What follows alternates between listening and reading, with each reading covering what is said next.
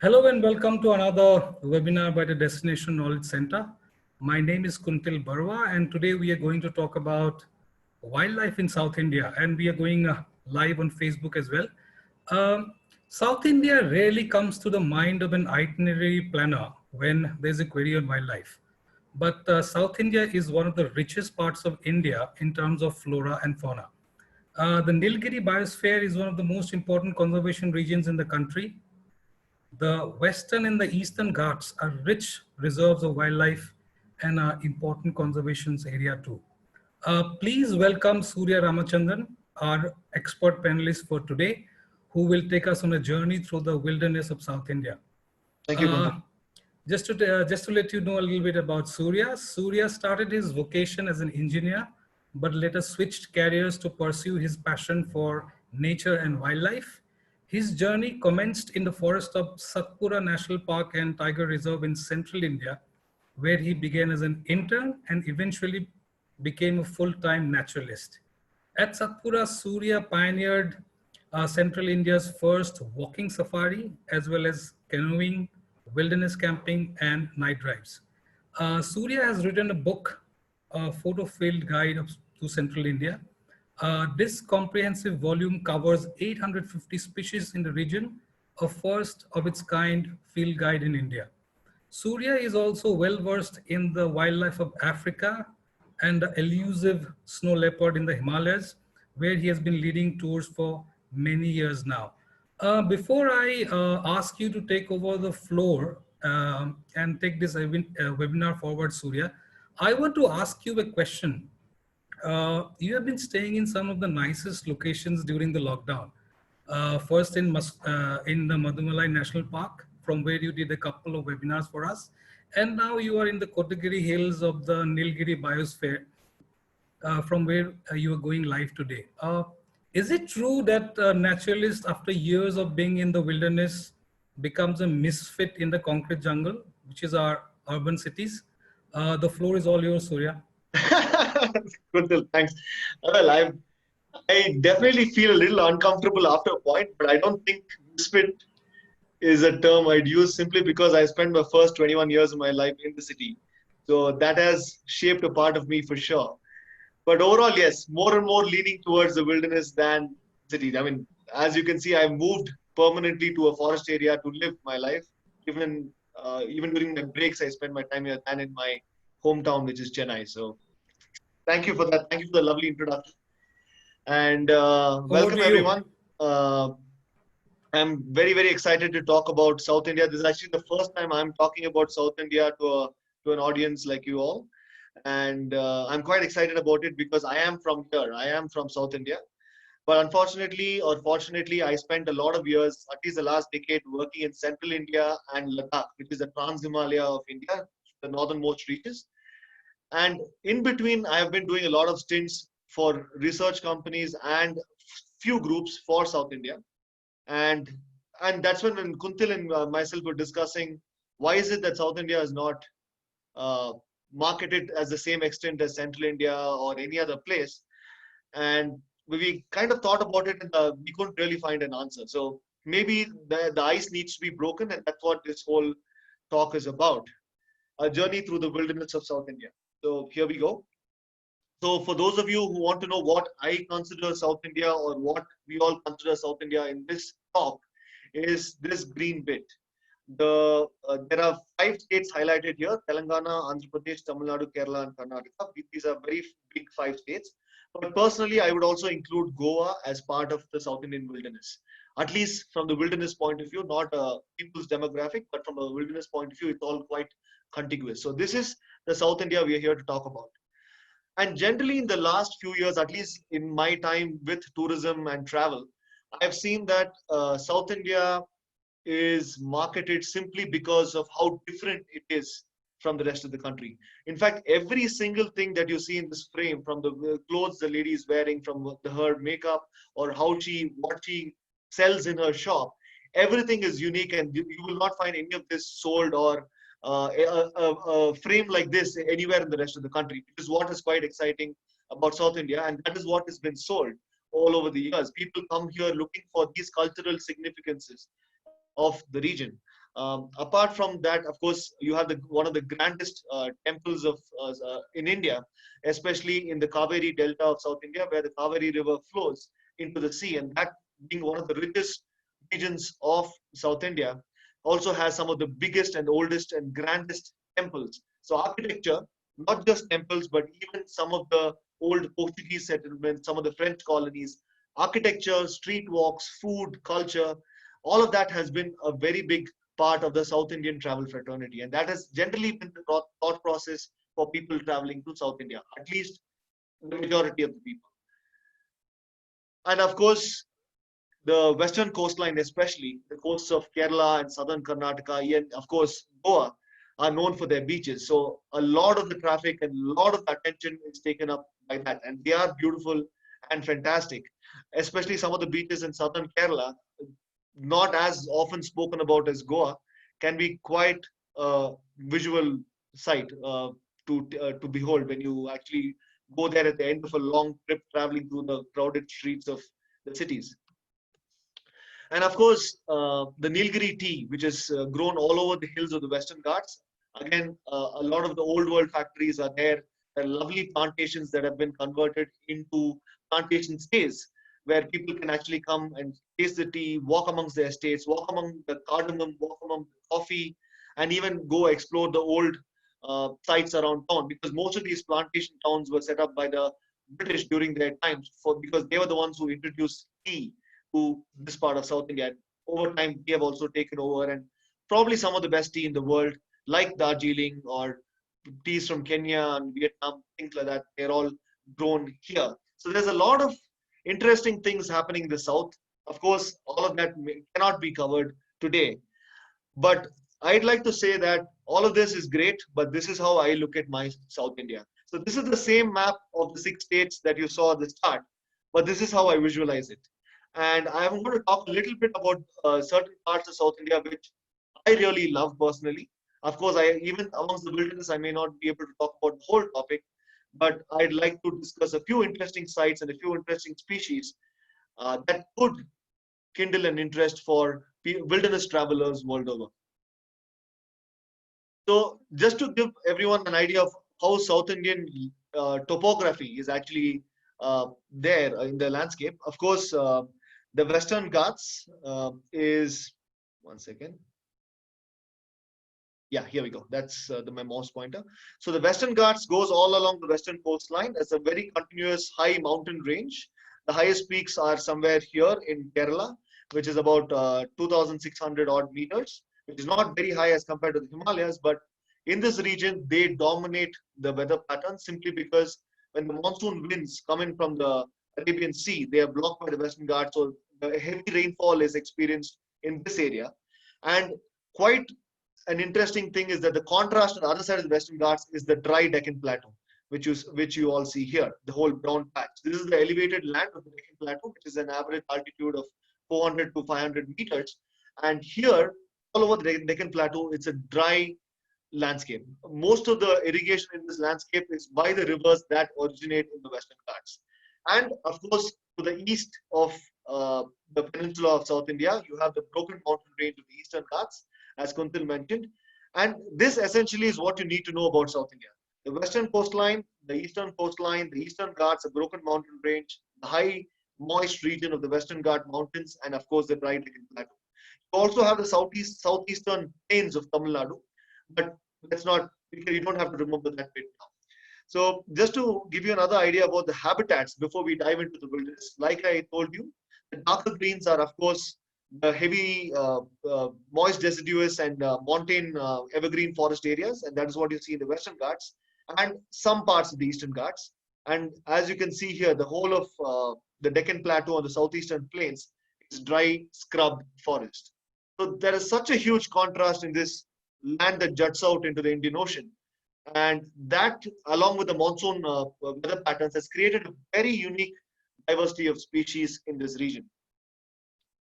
So I'm going to start talking about some parts of the Western Ghats that I really enjoy.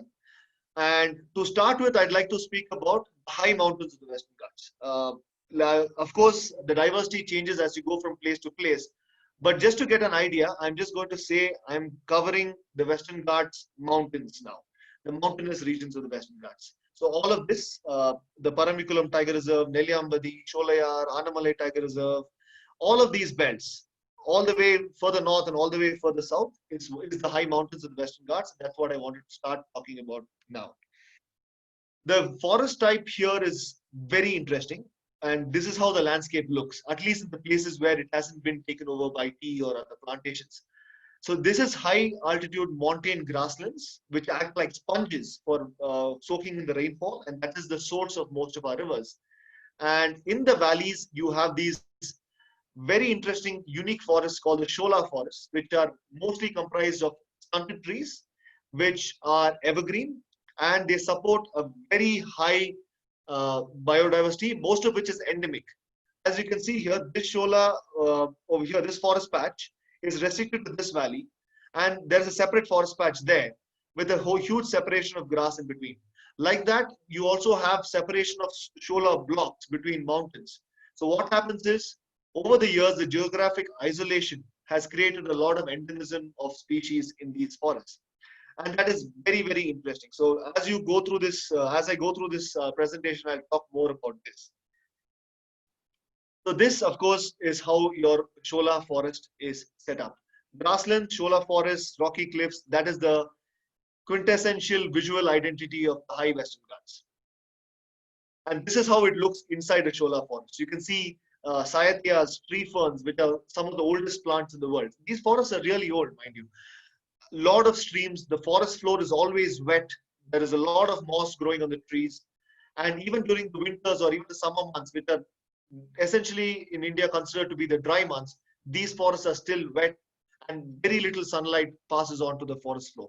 So it's a very interesting habitat with a lot happening there. But fortunately or unfortunately, industrialization happened, agriculture in large scale happened, and of course, a lot of the grasslands and cholas in South India have been taken over by tea, as you can see. So this is all tea plantations, but there is still a lot of forest surrounding these tea towns and tea counties. All around them, we still have forests and we still have grasslands, and there is still a lot of wildlife, including wildlife amongst the tea. I'd like to show you one interesting picture here. This is a picture of a tea estate in one of the high hills of the Western Ghats.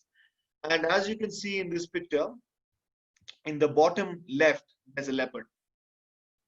And this tea town, which is known as Valparai, has one of the highest densities of leopards in the world. And all these leopards survive in tea, amongst tea pluckers, amongst tea factories, amongst towns, houses, villages.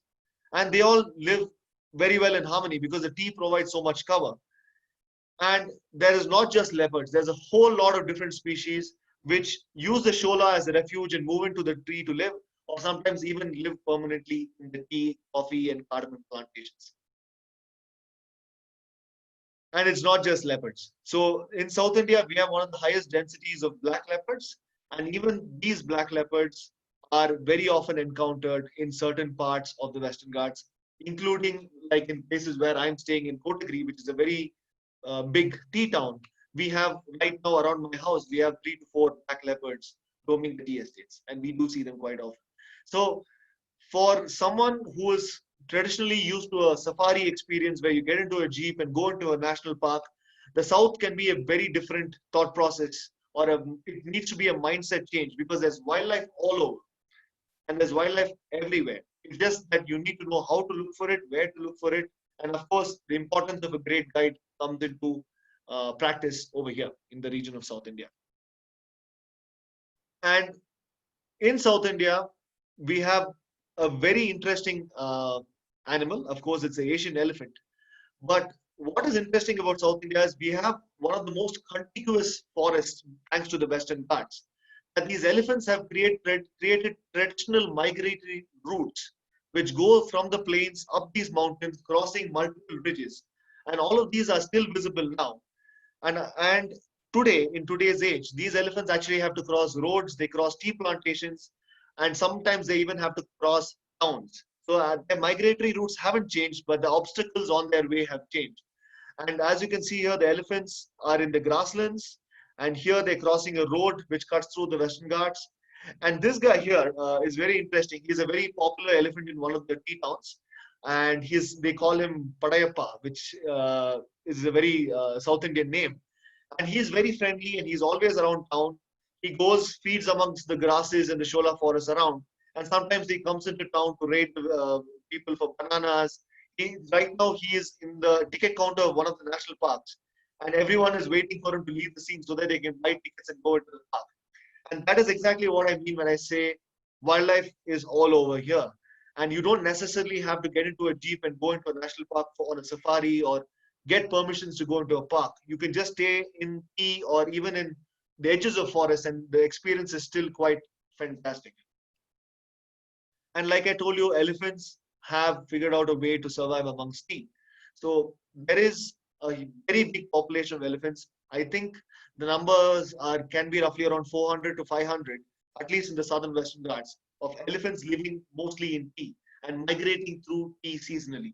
So images like this and sites like this are very common in towns like Valparai or Kotagiri or even Munnar for that matter.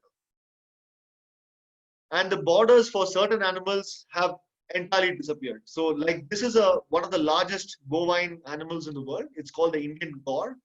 This animal here would weigh about a ton, and there are individuals which are heavier and can get up to 1.2 tons.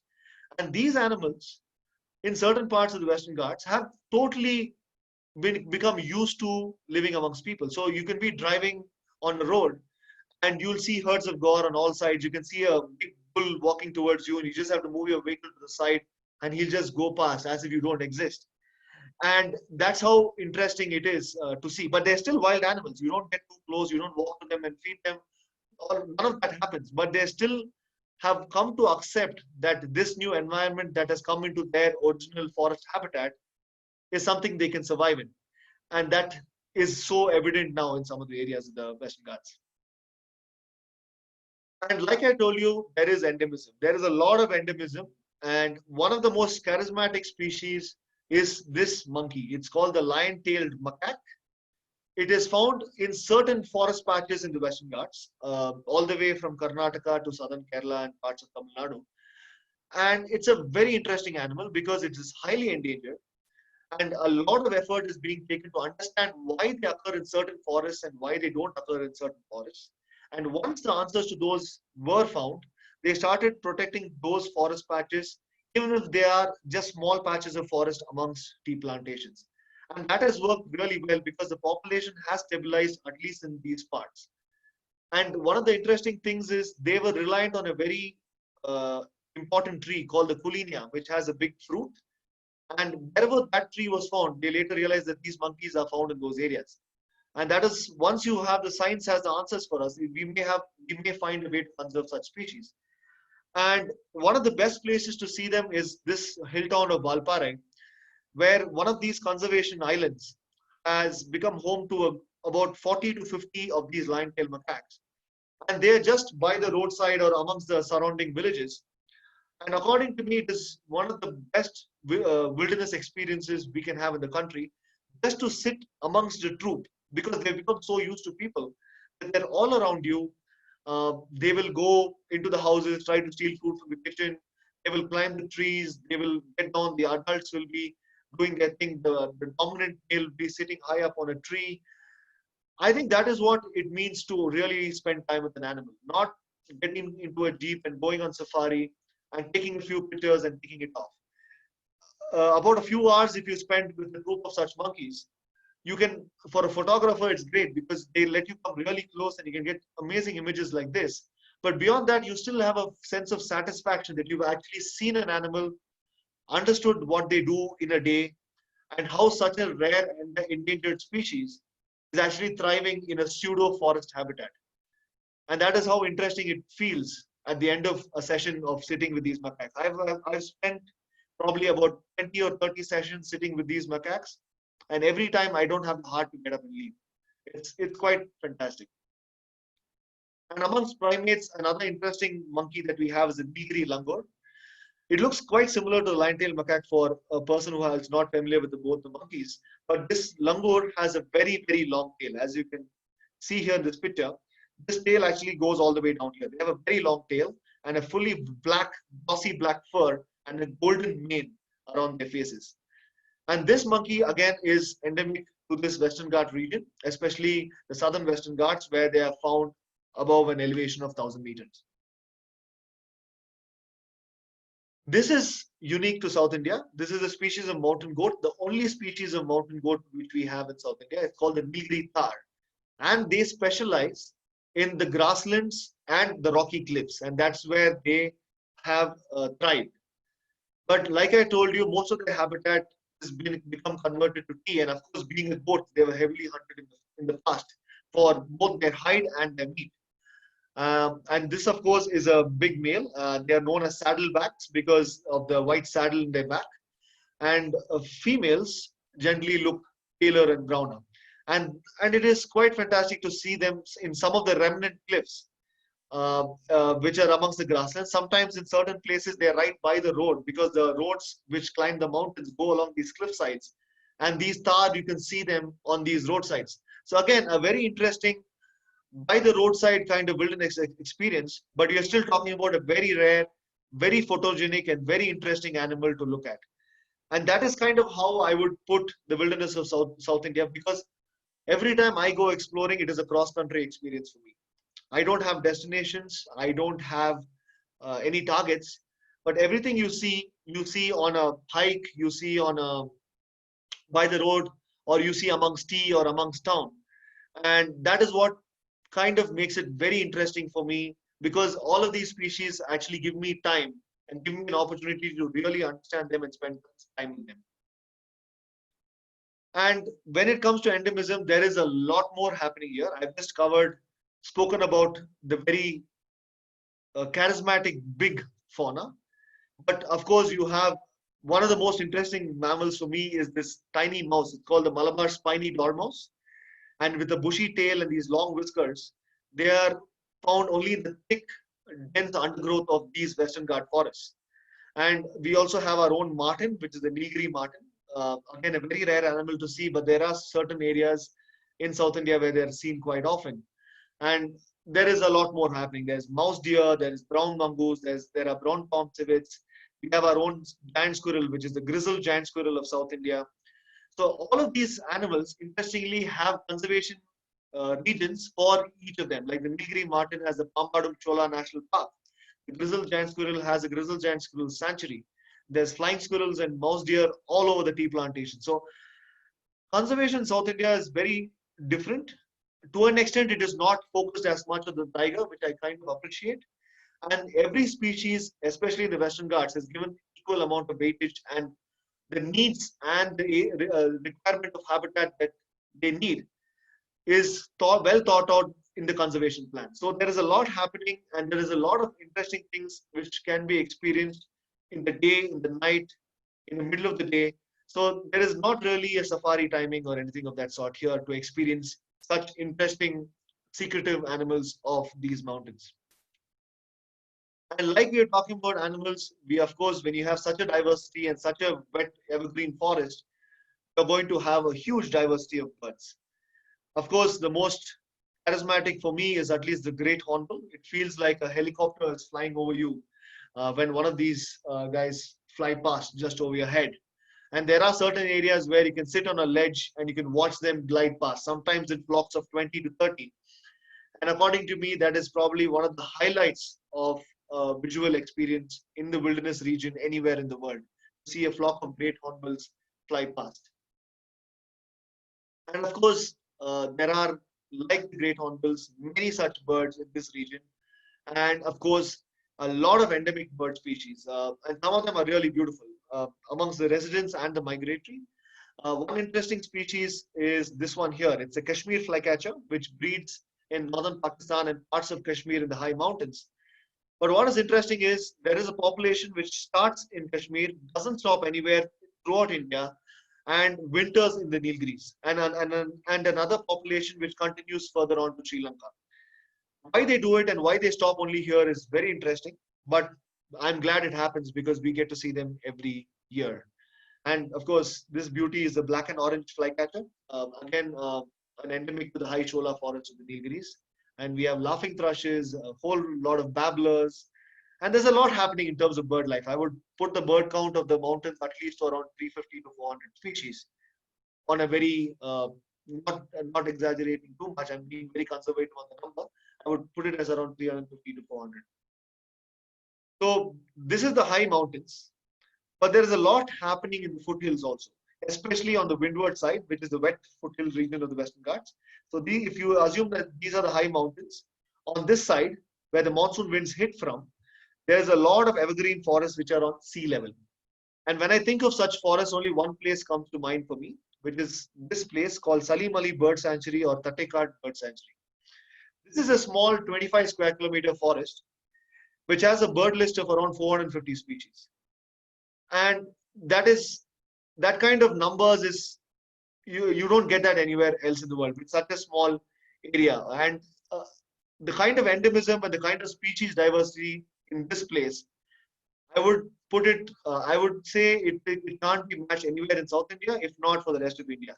Of course, there are places in the northeast of the country where birding is fantastic, but in such a small sample space, getting birds like this very unusual looking Sri Lankan frogmouth. So this pair would sit like this through the day on a branch without moving, even if you go up to 2 to 3 feet away from them. And only if you actually shake the branch will they fly. And they are actually come out at night and they're active at night and they're insectivores. And they feed amongst the night and then the day they come and spend the day amongst thick foliage of trees. And species like this and many other occupy these forests. And when I say the sea level evergreen forest, of course it's evergreen, but what is interesting about Tattekad is it is in the banks of the Periyar River. It has a very interesting slope gradation, which makes it interesting for species diversity. But one of the most interesting habitats in this forest is this. This is a Myristica Swamp, which is again an endemic swamp habitat of the Western Ghats. And the amount of life this swamp supports, simply because of the Myristica tree, the amount of water the roots hold, and amount of other generation that these roots support. What happens is there is a multiple life form succession that depends entirely on this Myristica swamp habitat. And this, I would feel, is the keystone habitat for the foothill forests of the Western Ghats. And it is because of this habitat and other such evergreen patches around these Myristica swamps that you get birds like this. This particular bird here is the Oriental Dwarf Kingfisher, which probably is a kingfisher which I would say has around 11 to 12 colors. And they breed in these thick swamps of the thick Myristica swamps of the foothill forest. And of course, you have blue-eared kingfishers and you have birds like raptors like the black baza, which migrate all the way from northeast India to this forest patch year after year. And what is interesting about Tattekad or Salim Ali Bird Sanctuary is that each bird has an interesting way of being located, and the guides have figured it out. And a 2 to 3 day birding experience in this area, even for a person who's not too keen on birds but just enjoys the wilderness, this the tracking of birds in such a thick forest and how you go and locate each of them, whether in the day, whether midday, whether early morning or late evening, how the guides go about it is very, very interesting. And it is on par with how big cats are located by guides in some of the more popular parks in the world, or probably even more interesting, in my eyes at least. So the bird diversity here is quite interesting. The night birding is something I really enjoy in Tattekad because you have species like the spot-bellied eagle owl. You can see the heart-shaped spots on its belly. This is also the largest owl in our country. And of course, we have the Sri Lankan bay owl, the great-eared nightjar, which actually looks like a large eagle when it flies, but it's still a nocturnal insect-eating nightjar. And there is a whole lot of interesting bird species that we have here. But if you're not talking about the birds, there is one very interesting mammal that you get here, and that is the slender loris. This is an old world monkey, a nocturnal monkey, which hides amongst the leaves by curling into a small ball. Animals probably can fit in the palms of both your hands. It's this big. And they come out at night with their big eyes and they're hunting insects, and that's what they do. They move in a very cryptic manner amongst the branches, so that even when they move, they don't shake much or they don't create a ruckus. But they are moving fast and they can be very quick in the way they catch the insects. And Chandigarh is probably one of the best places to see them on the night walk. When you go for their birds, you do see species like the slender loris over there. So the Western Ghats has a whole lot of interesting things all the way along the western coast. I've just touched upon some of the interesting species and habitats of the Western Ghats. But there is a lot more to South India, as you can see. We've only spoken about this small area here till now. This entire Deccan Plateau and the other leeward slopes of the Western Ghats and the Eastern Ghats is a whole new world. If not, it can be a different uh, wilderness experience in its own right. So now I've moved to Kabini, Ranganathiku, and Daruji. So I'll talk about these three destinations before we wrap up. So Kabini is your quintessential safari experience of South India. The diversity of our animals in the Nagarhole Tiger Reserve, which is now popularly known as Kabini because of the Kabini safari zone that it has. The density of animals is quite incredible, if not more interesting than the Central Indian diversity. The forests here are rich, they're wet, they're green.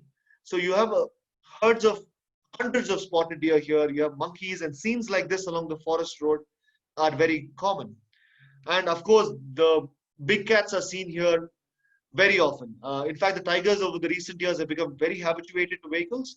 So people are seeing tigers on almost every drive over here if you come during the right time of the year.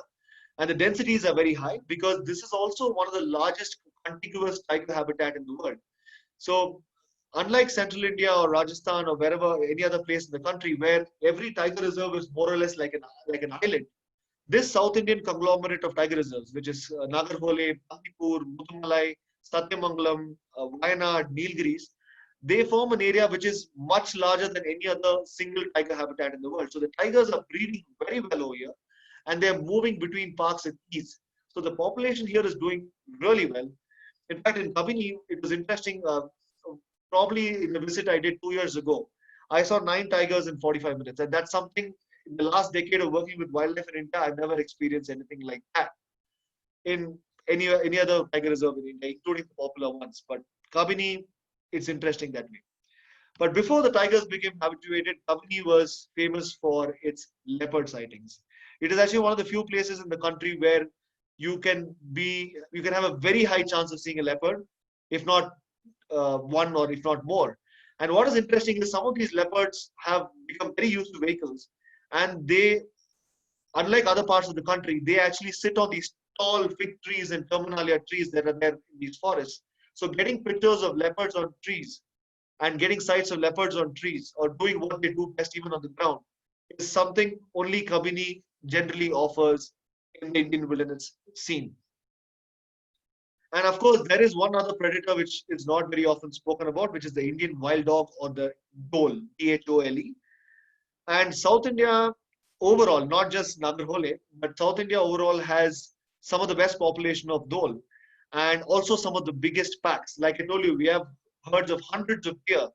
So what is interesting is the wild dogs, since they hunt almost on a daily basis, they are able to stay localized and even breed in very successful manner in the forests of South India.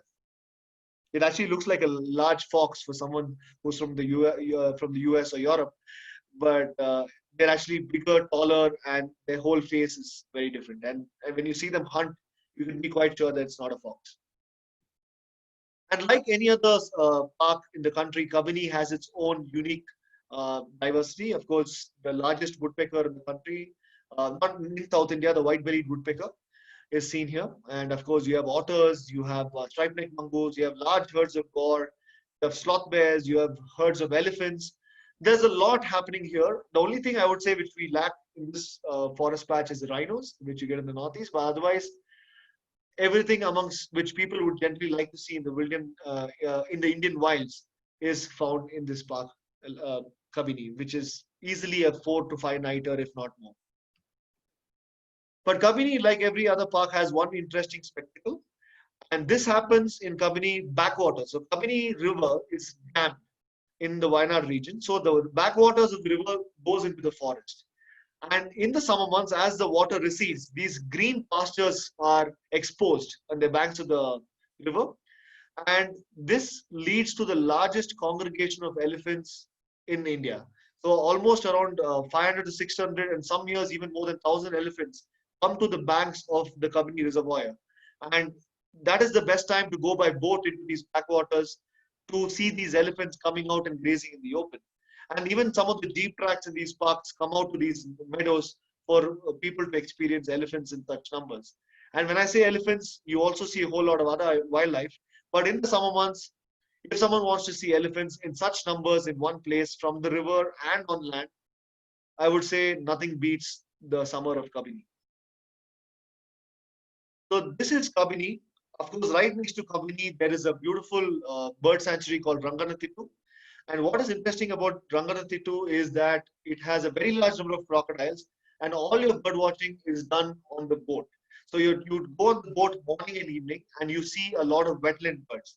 And what is interesting about Ranganathiku, there are a lot of other places like Ranganathiku in other parts of South India, but this place is very close to Kabini, and it actually makes a very interesting combination for someone who wants to do a lot of safaris to see big game and also get some lovely pictures of birds by the riverside. And both of these are very close to a very popular tourist town called Mysore, which people visit for its cultural significance. So that small network of parks over there around this Mysore town makes it a beautiful single short circuit for someone who wants to visit South India. But we are going deeper into the Deccan Plateau now to this park here called Daruji. So this is the habitats. Can you see the contrast? We were talking about the high wet mountains. We're talking about the leeward slopes. We're talking about backwaters. And finally, now we've ended up in this uh, granite boulder scrub landscape, which is Daroji. This is right next to the World Heritage Site of Hampi. It's about an hour's drive from Hampi. And the most interesting thing about this sanctuary, it's called the Daroji Sloth Bear Sanctuary. And this park has one of the highest numbers of sloth bears which survive in these granite boulders and using the caves and the crevices to find shelter. And what is interesting is if you sit on some of these watchtowers and overlooking these boulders, you see bears coming out in numbers. In some areas, the forest department feeds them, and in some areas, they're truly wild. But just to see bears in such numbers in their element, in the open, on a boulder, doing what they do best, with the young ones, sometimes feeding on termites, sometimes feeding on different berries, all of those things. I don't think there's a single better place to see sloth bears for all the bear enthusiasts world over, especially from the Americas. A lot of people love their bears over there more than the cats. This is a must-do part of South India. This is called Daroji Sloth Bear Sanctuary. And also, when you have such a unique granite boulder conglomerate landscape in the Deccan, you're bound to have a lot of dryland birds. And not all dryland birds are drab and ugly or featureless. There are birds like the painted spurfowl, the yellow-throated bulbul, red falcon. You have cursors, you have lapwings, you have fish owls, you have eagle owls. You have a lot of interesting birds and raptors and smaller birds which take refuge amongst the bears in these boulders because such habitat is bound to be hot, which is going to create a lot of biodiversity in terms of insects. It's going to create a good habitat for snakes. It's going to have a good habitat for um, a lot of different things, including plants and berries. So there is a lot of bird life here, which is in a huge contrast to the birding experience that people would have had in Tattekad or other parts of the Western Ghats. So we were talking about South India. We were talking about the rainfall. I'd just like to show you this once more. You can see the heavy rainfall areas of northern eastern Ghats and the western Ghats, and the dry parts of Dharoji is somewhere here. You can see it's very dry, and the dry parts of the Deccan Plateau and some parts of the eastern Ghats get a little bit more rain.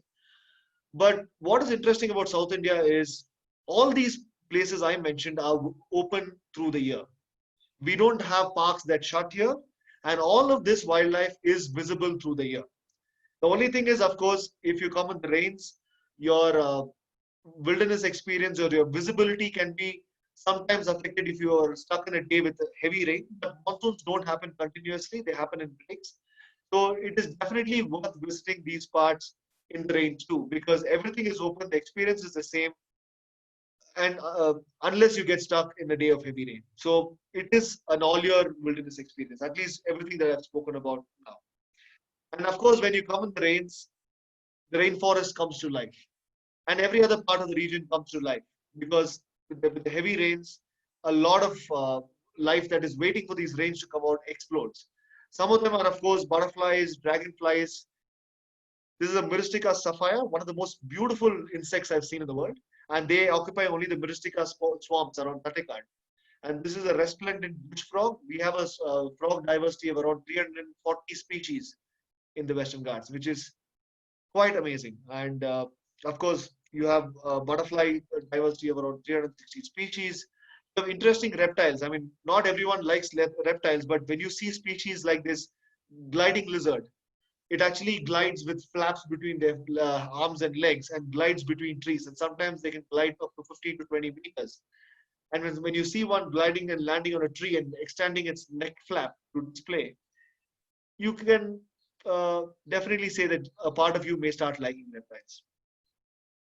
And of course, since you're talking about reptiles, I like to share that we also have the largest venomous snake in the world, the king cobra, which is found in certain parts of the Western Ghats. In fact, we actually have a conservation reserve called Agumbe in part of in the northern Karnataka region of the Western Ghats, where it is now proposed to be a king cobra sanctuary. And a lot of research is happening on these big snakes. And they are probably one of the top predators in those jungles of around Agumbe, especially where their numbers are really huge. And I've seen individuals which can go up to 16 feet, which is quite something to see when you're walking through a forest, especially with a good guide who can find you one of these king cobras. A lot of them are radio tagged, so if you go to the researchers, you can see them in the wild, which is quite interesting. And on the contrary to the king cobra, you have snakes like this, which can fit in the amongst two fingers of your hand, like this iridescent shield-tailed snake, which is a burrowing species. And of course, this beautiful fan-throated lizard, which this colorful peacock flap that it exposes in the summer months to display to the female. So there is a lot of stories everywhere you look in South India or anywhere in the world where you go for wilderness experience. But what is interesting when you have a rainforest or a mountain trail is that you have the time and you're not bound by anything else apart from your own interest to go and explore. And that is why I've been living here and I've been exploring these forests for the last 10 years. But there's not a single day where I haven't experienced something new, or there's not been a single day where I have been bored. Simply because there is always something to see if you're willing to look or if you're willing to learn. I'd like to finish off with this. This is a picture from 2 years ago. And this event, this flowering event of the Strobilanthes, or the Kuntiana, Strobilanthes kuntiana flower, happens once in 12 years. So all of these that you saw earlier in the images is the grassland forest of the Western Ghats. And once in 12 years, this entire patch gets covered in a pink carpet. It's called the Neelakurunji bloom, that's what it's called in South India. And it is basically the flowering of a particular shrub called Strobilanthes kuntiana. And that takes over the landscape. And if someone wants to see a floral experience like nowhere else in the world, especially a wild one, I'm not talking about the tulip gardens in Europe, I'm talking about a wild wilderness experience of wildflowers, something like parts of South Africa, like the Drakensberg, in the Western Ghats, once in 12 years, sometimes even once in 6 years for other species of Strobilanthes, such blooms, if you get to see it even once in your lifetime, it is definitely worth visiting this place just for that. I've seen it twice till now in my life, and I can't wait for the next one. So I'd like to finish off with this.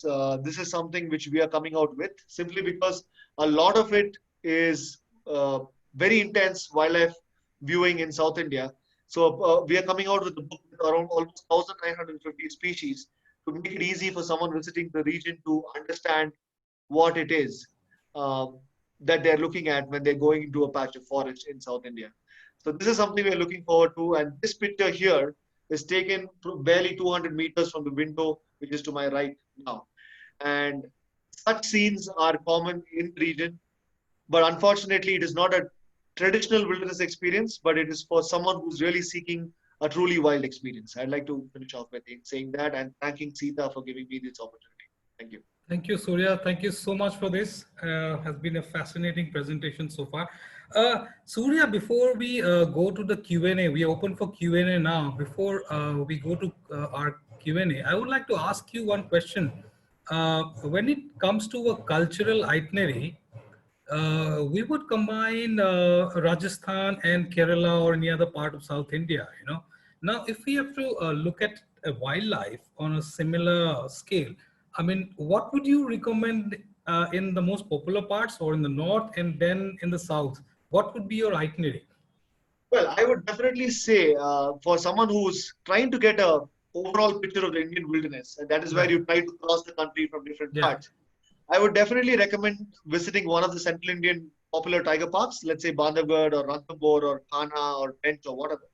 One of the parks in Central India, Kaziranga and Assam. Those two I would feel are a must do for someone who wants to visit the region. And then come into South India and just walk the Western Ghats for a week. So you have two good safari experiences. You have lovely walks in Kaziranga. You have a boat ride in the Brahmaputra one of the evenings. You have a very good chance of seeing tigers in Central India. And once you finish that, you just come and deep dive into the wilderness of the Western Ghats.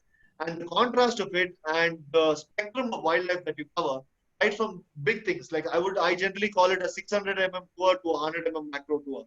So if you have a 600 lens to a 100 macro lens, you should be able to cover all of that. Even when I go to Africa every year to different parts, I carry only these two lenses simply because I'd like to get that and this.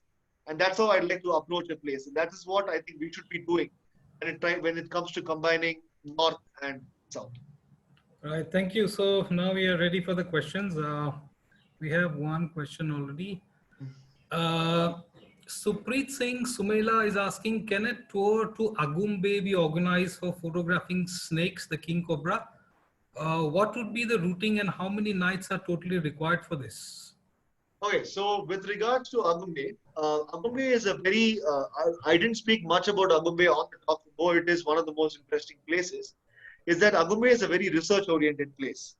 There are people who run camps over there for seeing these king cobras, especially in the month of March and April, simply because that is when the cobras are most active and they travel long distances through the forest in search of a mate.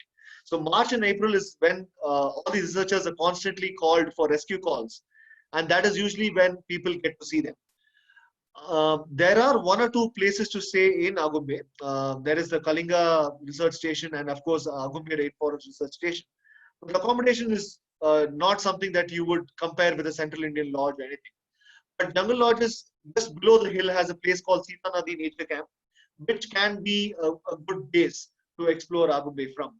But when you say Agumbe, a good 3-4 nights is minimum, simply because a rainforest of that scale, you're not going to go just looking for the king cobra. You're going to see a whole lot of different things of the rainforest and the laterite plateau habitat that is there in Agumbe. So definitely a 3 to 4 nights. And one of the best places to access it from would be the town of Mangalore. So somewhere from North Kerala, Mangalore, or even parts of Coorg, or Chikmagalur, or Sakleshpur, all these areas can be a good base to access Agumbe from.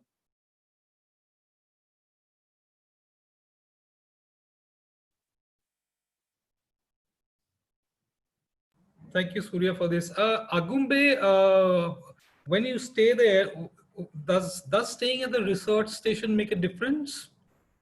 Well, it does to an extent, but it is, I would generally say, getting in touch with the researchers and then organizing your experience through them and Mhm. staying elsewhere is the same thing. Right. Okay. Yeah. You're barely from Sita Nadi Nature Camp, you're barely about half an hour away from the research station. So sometimes in some parks in Central India, the lodges we choose are about half an hour from the gate. So it is pretty much the same thing. Okay, another question that I would like to ask you, Surya. You talked about how in South India, man and animal coexist in jarring proximity. You talk about leopards in the tea garden, elephants, gores crossing the road. How bad is the man-animal conflict? Or Well, it varies from place to place. In most of these situations, there is a lot of prey around. So it is not that these stray animals are roaming around the tea estate. There are herbivores, there are carnivores. There is a whole ecosystem that thrives here, which Right. is not dependent on the outside world for anything. Mhm. But having said that, elephants quite often in certain parts do come and raid the towns around tea places, especially the storehouses where people store food. Often there is a lot of conflict there. With regards to Gaur, not so much. Gaur in general is a very docile animal. It is, as long as it has its grazing patch and no one gets too close to its young ones, there's really not much of an issue with Gaur. But during the jackfruit season, during the jamun season, there is a lot of bear movement in the tea estates. Like right now, it's jamun season, and we are seeing bears in really big numbers. And some of the tea pluckers don't want to go to certain parts of the estates because there's a lot of jamun trees there. So the people have also figured out a way to coexist with animals in their place of work or in their plantations, and vice versa. So it's a gray area, but it is not as bad as what it could have been. Right. And especially now, since we're talking about South India wildlife and we want to promote South India wildlife, but what is the role of a good naturalist here? Because somehow, how do you rate the naturalist there? Because a naturalist can make or Absolutely. break Absolutely. the trip because it's very very specific. It's not like the thrill of finding a tiger where you probably not pay attention to the guide if it's or the naturalist much, but here it's very like you're looking like it's looking through a microscope or something. It is you very specific about certain species or about Yeah, absolutely, Kuntal. I mean, there are experiences here which are as exciting as seeing a tiger, yeah, where people yeah, can forget their naturalist or their court yeah. travelers. Yeah, But having said that, you actually have very, very good destination guides in South India. right. Probably much better than some of the guides I've experienced elsewhere, because they have to work 10 times harder to Hmm. create a good wilderness experience as compared to someone who has it easy when they see a tiger in the forest. I mean, I'm not saying anything against anyone, but it is the truth. When someone is doing a walk and needs to dig out the forest, or is tracking a monkey through the forest for a group, um, their knowledge base and their experience in the region and how well they know the forest is tenfold or even more as compared to anyone else amongst the local destination guides in the country. But having said that, throughout my talk, Mudal, you would have noticed that there is a huge contrast between the different places. Absolutely. So there needs to be a common thread when you move from one destination to the other. And there needs to be a common thread where you're trying to interpret what one guide is saying compared to the guide in the next destination. So basically, you might be going with a chap in tea, then you'll go to a Shola Forest, then you'll go to a seafloor, and then you'll go to Daruji. It is not like Central India where you're pretty much covering the same kind of an experience in different parks. Here you have such a huge contrast. So a traveling naturalist along with such a interesting tour is a must, despite the fact that you have very good destination guides. Because there needs to be someone who sets the expectations. There needs to be someone who stitches the whole thing together in a beautiful way. Right. So you're recommending that accompanying naturalist would really enhance the experience more. I think an accompanying naturalist and the destination guide are Mhm. very important for a place like South India. Both of them are equally important. Right. And thank you so much for this. I don't think we have any more questions here. I think you have kind of answered. Okay, so we have one. Okay, right. We have more questions popping in now. Anil Chauhan is asking, hi Surya, nice presentation. What are your thoughts about the Kumarakum Bird Sanctuary? Do you think it's worth visiting? Uh, Absolutely, absolutely, for sure. Kumarakom has, in fact, what I generally do when I run these South India cross country expeditions is that you do these high mountains, you do Tatekad, you do Kavini, you do the Nilgiris, and then for some people who want to go to the beach, they go to the beach. But Kumarakom, apart from just being a bird sanctuary, it's just a great place to unwind in the backwaters of Kerala. And so what happens is a good 3 night finish at Kumarakom by the coast, right next to Cochin, is great simply because someone who can go and relax over there, take a boat ride down the backwaters to see the birds, and when they go on that, it's not really like a destination where you're chasing something or looking for something specifically. You're taking a whole lot of things in and just relaxing in that place. So it is a beautiful finish for a wilderness tour of South India, for sure. Okay, Rashmi Gupta asks, thank you, Surya. How do you weave a in Parambikulam Tiger Reserve in an itinerary with culture? Paramikulam is a great place in Kerala, but unfortunately, it doesn't have the accommodation quality that someone would need, especially guests that all of us are used to. Paramikulam is great, but it has only some government rest houses and it has some one forest department tented camp. It's not too bad, but it is definitely not up to the standards for sure. So Paramikulam, Munnar, Valparai, and Pollachi form a nice square. So Pollachi is a town, is a good base. There are some good properties there to access top slip and Paramikulam. But generally, what I do is I stay at Pollachi or in Valparai, where you generally see more. You have better guides, better access, and a better place to stay. So that is what I generally do when someone wants to see the central Western Ghats area of around Pollachi town, where they talk about top slip or Paramikulam or anything, I generally go to Valparai and then I go to Chinnar and Munnar. So between these, it actually, the experience is a lot more richer and your place of stay is also more comfortable. Right. Supreet Singh Sumaila has another question. Also advise what is the best place to see black leopards? Well, black leopards, Kabini, of course, all of you must know, is doing the rounds right now because of one cat. So I've always been a little unsure about selling Kabini simply for someone who wants to see the Black Panther, because it definitely has the best chances right now because there's one cat which is very used to vehicles and it is amongst the tourism zone. But with one leopard, you book a tour 6 months from now, anything can happen to that leopard. I mean, it can die in a territorial fight, it can get pushed away from its territory, anything can happen. So Kabini right now is good, but there is Dandeli, there is the Nilgiris, there is a whole lot of other places. So if someone wants to photograph the Black Panther, I would definitely send them to Kabini. But I would also do Dandeli and the Nilgiris on either side of Kabini, just to make sure the chances of seeing one are much higher. Definitely. Right. Robin Raj is asking, hi Surya, fantastic presentation. May I ask you about the forest closure during March, April due to forest fire? In Kerala, especially Mutunga and Tolpeti, Wayanad, they close during March, April. Do you see similar policy in Tamil Nadu, Karnataka forests? Certain parts do have it, but like I told you, all of the experiences which I spoke about do not involve national parks or tiger reserves or even protected areas. Except Tattekad. Tattekad is a very wet place. They don't close in the summer months. But most of the areas we are talking about are high Western Ghats forests or tea plantations or coffee plantations or wildlife by the side of the road. So you're generally not affected by anything. So unless you go to something like Paramikulam or Top Slip or Mutanga or Kolpiti, you're not going to have this problem. But Kabini doesn't shut in the summers. Tattekad doesn't shut in the summers. Daruji doesn't shut in the summers. So none of these places which I've spoken about, where you will see everything that you want to see without going to Paramikulam or Mutanga or Kolpeti.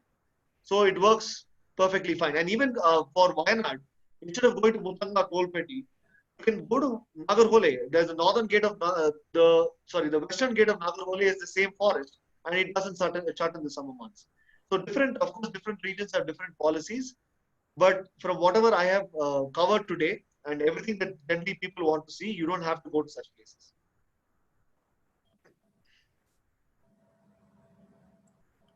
Right. So yeah, fantastic. I think we have answered all the questions, and thank you, Surya. Thank you for this.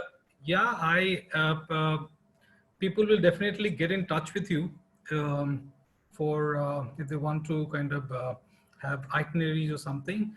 And thank you so much for being with us today and telling us more about the wilderness in South India. We'll keep in touch.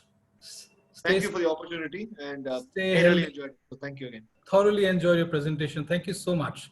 And kindly, people before leaving, kindly rate the webinar, give your feedback so that it helps us uh, get better. And with this, I announce the session is closed.